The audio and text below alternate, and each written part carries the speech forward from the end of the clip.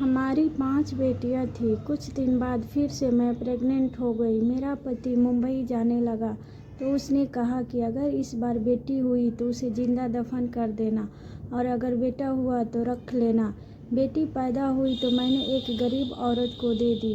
18 साल बाद पति वापस आया तो गरीब औरत के साथ खूबसूरत लड़की को देखकर उस पर आशिक हो गया और उसी रात उस लड़की के साथ। 5 बेटियों की माँ होना कोई मामूली बात नहीं होती। सबसे ज़्यादा मुश्किल तो तब बढ़ती है जब पति बेटियों से नफरत करता है। पहली बेटी पैदा हुई तो ससुराल वालों ने झूठे मुंह मुबारकबाद दी थी, मगर एक के बाद एक बेटियों की पैदाइश से ससुराल वालों ने मेरा जीना मुश्किल कर दिया था। शायद जिस गांव में मैं रहती थी वहां पर एक औरत को सम्मान तभी दिया जाता है जब वह बेटियों के साथ साथ बेटों के भी माँ बने। जब मेरे यहाँ चौथी बेटी पैदा हुई तो पति ने उस बेटी को देखना भी गवारा ना किया और सास मुझे अस्पताल में अकेला छोड़कर वापस आ गई। जब तबीयत कुछ ठीक हुआ तो अपनी फूल सी बेटी लेकर मैं खुद ही घर की तरफ बढ़ी। जब मैं अस्पताल से बाहर निकली तो एक गरीब बूढ़ी औरत बाहर बैठी थी। मुझे देखकर खुश हुई और बच्ची को मांगने लगी। मैंने बच्ची को दिया तो कहने लगी, परेशान मत हो, एक दिन तुम्हारा पति तुम्हें ज़रूर मानेगा। मैं थोड़ा सा मुस्कुराई। घर आते ही मुझ पर मुसीबत टूट पड़ी थी। पति ने मेरा स्वागत थप्पड़ मारकर किया था। सास ने मुझसे मेरी बेटी को लेकर बिस्तर पर पटकने के अंदाज में रखा और कामों को मेरे हाथ में पकड़ा दी। मेरी जेठानी जो 3 बेटों की माँ थी, बात बात पर बेटों की माँ होने का रोब जमाया करती। मैं खामोशी से सब्र का घूंट पीती रही। जिंदगी गुजरने लगी। मेरी बच्चियों को बाप और दादी का मोहब्बत नहीं मिला। अक्सर मैं सोचा करती कि बेटियां भी तो भगवान की बनाई हुई होती है। सब कुछ भगवान का हाथ में होता है, जिसे चाहे बेटा दे, जिसे चाहे बेटी दे। फिर क्यों इसका कसूर एक औरत को ही ठहराया जाता है। धीरे धीरे समय बीतते गया और मैं एक बार फिर से प्रेग्नेंट हो गई। 4 बेटियों के बाद अब मेरी भी यही राय थी कि अब मुझे भगवान बेटा दे दे ताकि इस बार मैं सास और पति की भरोसे पूरा उतर सकूं। समय जैसे जैसे गुजर रहा था मेरा डर बढ़ते चला जा रहा था। मेरे पति मुंबई में काम करता था। इस बार तो उसने साफ साफ कह दिया था कि अगर इस बार भी तुमने बच्ची को जन्म दिया तो मैं तुम्हें डिवोर्स दे दूंगा। उनकी इस धमकी से मेरा शरीर कांपने लगा था। मैं पूरा दिन रोती रहती और भगवान से प्रार्थना करती रहती, पर शायद मेरी मुसीबतें अभी ख़त्म नहीं हुई थी। उस रात जब अस्पताल में मुझे होश आया तो नर्स मेरे सर के पास खड़ी थी। मुझे होश आता देखकर मुस्कुराते हुए बोली, मुबारक हो, आपने एक प्यारी सी बेटी को जन्म दिया है। उसके यह शब्द मुझे सदमे में ले जा चुकी थी। मेरी आंखों से आंसू बह रहे थे। एक बार फिर मैं अब मेरी बेटी एक खतरनाक पाप की सज़ा भुगतने वाले थे। मेरा दिल चाहा कि मेरी सांसें वहीं रुक जाए और मैं इस मुसीबत से बच जाऊं, मगर यह मुमकिन नहीं था। वह नन्ही गुड़िया रो रही थी। मैं उसे सीने से लगा कर रो रही थी। काश वह किसी और के यहाँ जन्म ले ली होती। यहाँ बेटे की सूरत मेरी गोद में डाल दी जाती, लेकिन मैं भगवान की राय में राजी थी। यह 5 फूल मुझे मेरी जान से भी बढ़कर थी। मगर अब मैं पति और सास से तंग आ चुकी थी। अस्पताल के बाहर बैठी औरत मेरी हालत देखकर इस बार उसने बच्ची को नहीं मांगा था, बल्कि दुआ देते हुए बोली, भगवान से कभी उम्मीद मत छोड़ना, बहुत जल्द तुम्हारे दिन फिर जाएंगे। मैं दिल ही दिल में दर्द की सांस खींचती हुई सर को हिलाई। रात के 8:30 बज चुके थे जब मैं रिक्शे में बैठकर अकेले घर तक पहुंची थी। मेरा शरीर कांप रहा था। मैं हिम्मत करके दरवाजे पर आई। 1 बार 2 बार, यहाँ तक कि 1 घंटा गुजर चुका था, मगर किसी ने आकर दरवाज़ा नहीं खोला। अंदर से मेरी बेटियों के रोने की आवाज़ आ रही थी। अंधेरा हो चुका था, मगर किसी ने भी दरवाज़ा नहीं खोला। मैं भी दरवाजे से टेक लगाए बैठी रो रही थी। आधी रात को मुझे दरवाज़ा खुलने की आवाज़ आई। मैं झट से उठकर खड़ी हो गई। दरवाज़ा मेरी बड़ी बेटी ने खोला था। मैं फ़ौरन अंदर आई और उससे लिपट कर रोने लगी। मेरे ना होने पर उन चारों ने ना जाने कौन कौन से जुल्म बर्दाश्त किए होंगे। मेरा पति बेखबर सो रहा था। मैं भी खामोशी से अपनी 5वीं बेटी के साथ कमरे में जाकर सो गई। कमजोरी और थकान से मैं जल्द ही गहरी नींद में सो गई। मेरी आंख तब खुली जब मेरे पति राजेश ने मुझे मेरे बालों से पकड़कर उठाया था। मैं पहली बार उसका गुस्सा देखी थी। मुझे डर लगने लगा था। ऐसा लगता है जैसे मुझे जान से ही मार देगा। राजेश मुझे घसीटता हुआ कमरे से बाहर लेकर आया। मेरी बेटियां यह देखकर रोने लगी, जबकि सास उन्हें डांट कर चुप करवाने लगी। मेरा पति बोला, किसके कहने से तू इस घर में दाखिल हुई है? मेरे घर के दरवाजे अब तुम्हारे लिए बंद हो चुके हैं। अपनी बेटियों को लो और मेरे घर से निकल जाओ। सास भी मेरी बेटियों को धक्के देकर घर से निकालने लगी। मैं हाथ जोड़कर उनके कदमों में गिर गई। यह घर ही मेरा सब कुछ था। मैं 5 बेटियों को लेकर आखिर कहाँ जाती? मेरा पति घर से निकाल चुका था। मैं बेटियों के साथ वही दरवाजे पर बैठी रो रही थी कि तभी मुझे सास के चिल्लाने की आवाज़ आई और फिर मेरे पति की आवाज़ सुनकर मुझे कुछ दुर्घटना का एहसास हुआ।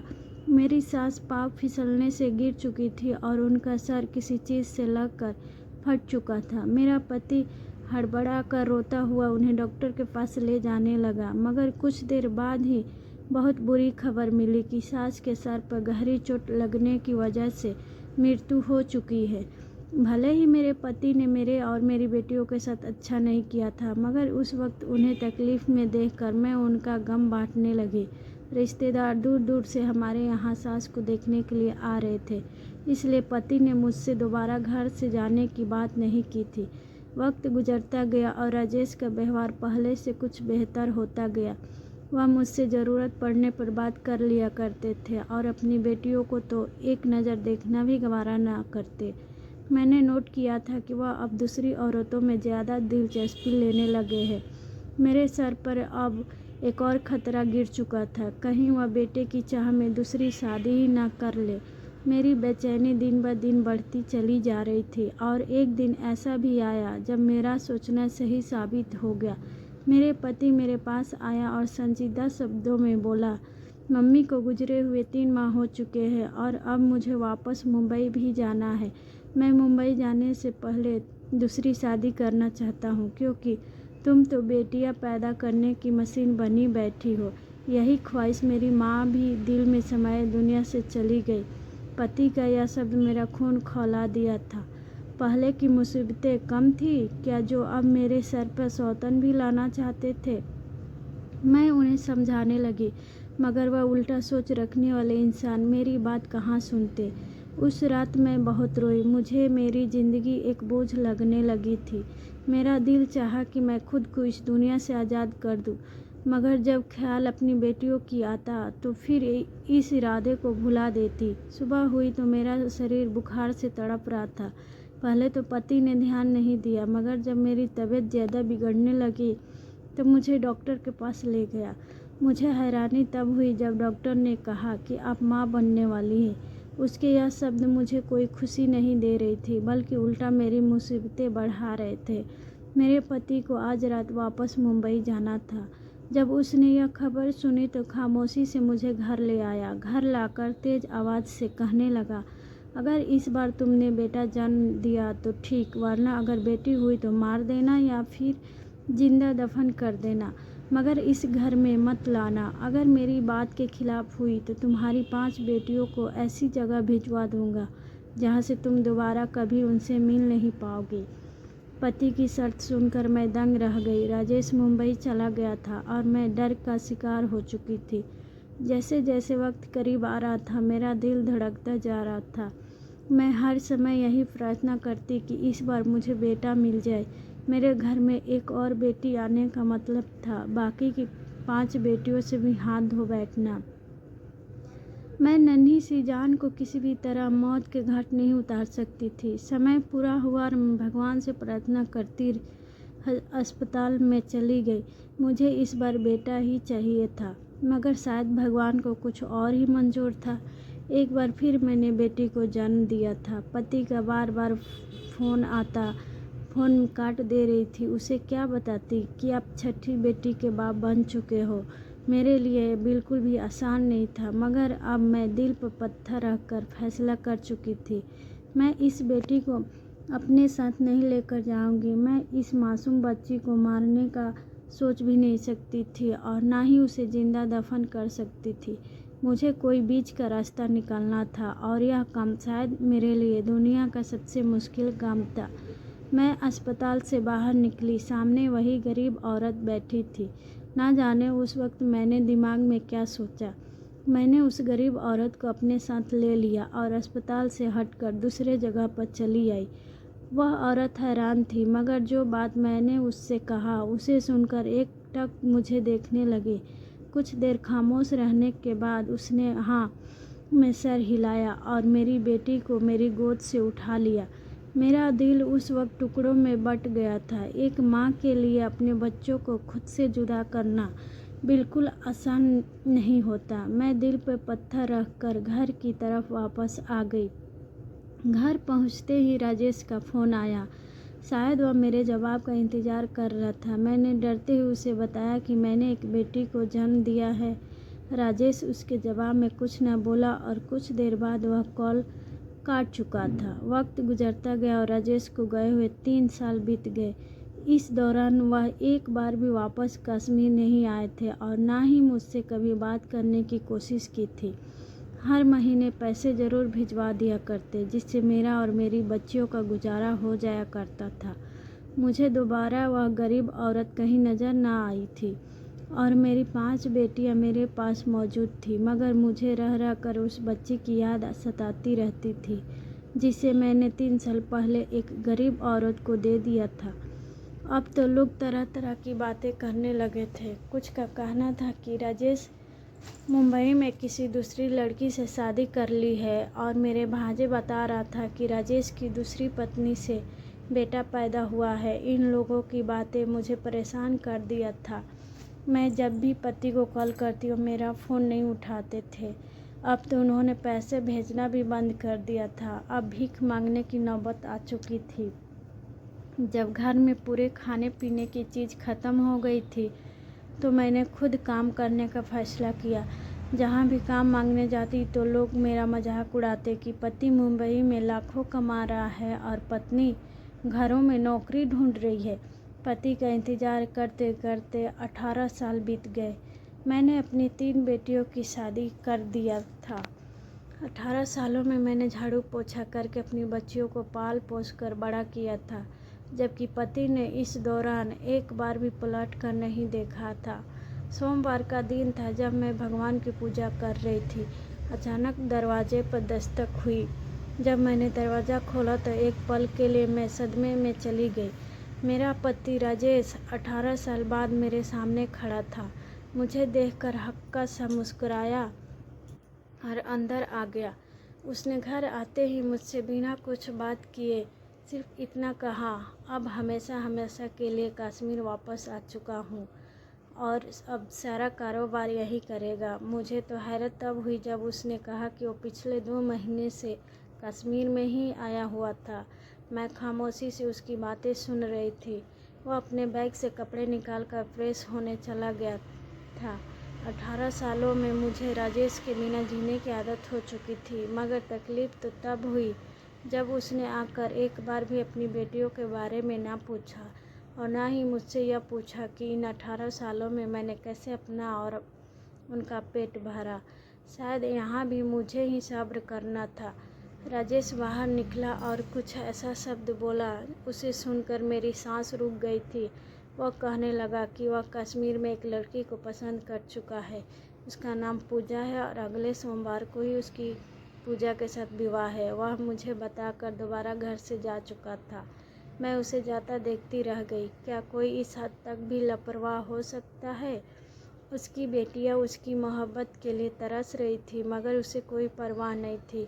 सोमवार का दिन भी आ चुका था। घर को दुल्हन की तरह सजा दिया गया था। मेरी बेटियां खामोशी से एक कमरे में छुप कर बैठ गई थी। उन्हें उस शादी से कोई दिलचस्पी नहीं थी। राजेश बहुत खुश था। मुझे बताने लगा कि पूजा अपनी माँ के साथ यहीं आ रही है, यहीं पे उसका विवाह होगा और फिर अगले ही हफ्ते मैं पूजा के साथ वापस मुंबई चला जाऊंगा। मेरा सब्र का घुट ख़त्म हो चुका था, लेकिन मेरा चुप ही रहना मेरा बेहतरीन जवाब था। मैं खामोशी से इस महफिल से दूर जाकर अपनी हमेशा के कामों में लग गई। मैं बहुत मुश्किल से अपने आंसू रोक रही थी। दोनों माँ बेटी हमारे घर में आ चुकी थी। विवाह शुरू होने में कुछ ही देर बाकी था जब राजेश ने मुझे ठंडा पानी लाने को कहा। मैं खामोशी से सर झुकाकर सब उसके कमरे में गई तो वह लड़की सामने बैठी थी जिसे राजेश का विवाह होने वाला था। उसे देखकर मेरे पैरों तले से ज़मीन निकल गई थी। उस लड़के की उम्र 17-18 साल थी जो अपनी नज़रों से बार बार मुझे देख रही थी, जबकि वही दूसरी तरफ मेरा पति उस लड़की की माँ को पैसा भड़काता हुआ न जाने क्या बातें कर रहा था। पैसे की भीड़ में आज एक औरत को मासूम लड़की को चेहरा नहीं दिख रहा था। तभी राजेश का कॉल आई और वो खामोशी से कमरे से निकल गया। मैंने जब उस लड़की की माँ को देखा तो मुझे लगा कि इन्हें पहले भी कहीं देख चुकी हूँ, मगर कहाँ या याद नहीं आ रहा था। वह औरत भी बार बार मुझे ही घूर रही थी। मैं जल्दी से कमरे से निकल आई और अपनी दिमाग पर जोर देने लगी। पंडित आ चुके थे। तभी मेरे दिमाग में ख्याल आया और मेरे होश उड़ गए। यह कैसी मुसीबतें टूटने वाली थी। मेरा शरीर सुन्न होने लगा था। तब मैं बाहर निकली और जाकर पूजा की माँ को पकड़कर अपने सामने किया और मैं उसे देखकर बोली कि तुम वही औरत हो ना जिससे मैंने अपनी बेटी को दी थी। मेरी बात सुनकर वह हक्की बक्की रह गई थी और बोली, हाँ मैं वही हूँ, मगर तुम कौन हो? राजेश सावलिया नज़रों से हमें देख रहा था। मैं गुस्से से बोली कि मैं वही औरत हूँ जिसने 18 साल पहले अपने इसी पति के डर से अपनी बेटी को तुम्हारे हवाले किया था। यह खबर किसी पाप की तरह गिरी थी। राजेश घबराया हुआ था। वह औरत सीने पर हाथ रखकर जमीन पर बैठ चुकी थी, जबकि पूजा हैरत से मुझे देखने लगी थी। जब राजेश होश में लौटा तो उस औरत से सवाल करने लगा। वह औरत अब मलेदार हो चुकी थी, लेकिन मेरी बात को सच मान गई। पूजा मेरी और राजेश की बेटी है। अगर एक पल भी देर हो जाती तो ना जाने कौन सी मुसीबत टूट पड़ती। राजेश अपना बाल पकड़ता जमीन पर गिर चुका था और होश आते ही घर से बाहर निकल गया था। उसको बेटियों से नफरत थी, मगर जो पाप करने जा रहा था वो बहुत बड़ा था। पूजा जमीन पर बैठी रो रही थी और मैं बेबसी से उसे रोता देखकर उसे सीने से लगाकर रोने लगी। राजेश को घर से गए काफ़ी देर हो चुका था। 2 दिन गुजर चुके थे और फिर दरवाजे पर एम्बुलेंस आई जिससे राजेश को उतार कर घर लाया गया। उसका 2 दिन पहले एक्सीडेंट हुआ था। उसकी एक टांग टूट चुका था। उसकी जुबान दांतों में आकर कट चुकी थी। वह अब बोल नहीं सकता था। जैसे भी था, मेरी बच्चियों का बाप था। बेटियां कहाँ बाप को तकलीफ़ में देख सकती है। जब मेरी बेटियां राजेश की सेवा करती वह नज़र झुकाकर रोने लगता था। पूजा से उसे दोबारा कभी नज़र नहीं मिलाया था और ना ही पूजा कभी राजेश के सामने जाना चाहती थी। कुछ दिनों के बाद राजेश ने अपना सारा धन अपनी 6 बेटियों के नाम कर दी और अपने बेटियों से माफ़ी मांगी और जब सब खुश रहते हैं। दोस्तों, उम्मीद करते हैं कि आपको हमारी कहानी पसंद आई होगी। कहानी पसंद आई है तो वीडियो को लाइक करें और चैनल पर नए हैं तो चैनल को सब्सक्राइब करें और नोटिफिकेशन बेल को ज़रूर दबाएं ताकि अगली अपडेट सबसे पहले आपको मिले।